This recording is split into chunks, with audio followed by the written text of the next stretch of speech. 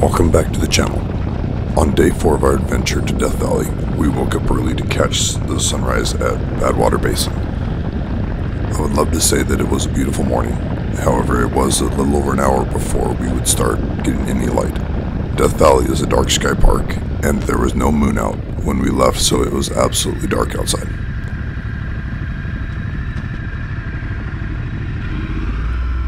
What was even better is that my headlamp was dead.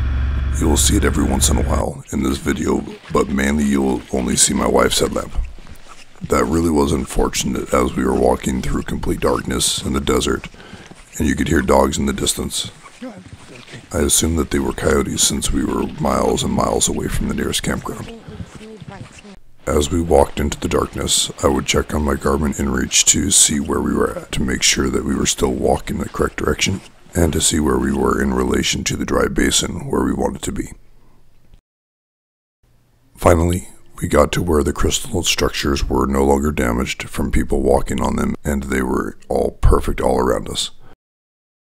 It was at this point that we stopped, set everything down in the middle of the crystal structures to ensure that we did not damage any of them, and I set up the GoPro to start a time lapse, and then I made a coffee. There's just something amazing about sitting in the middle of the desert, all alone with your wife, drinking fresh jet oil pressed coffee.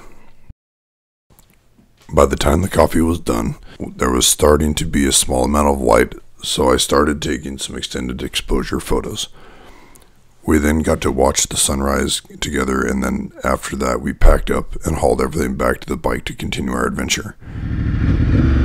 Now to Ashford Hill Ruins and to make more coffee.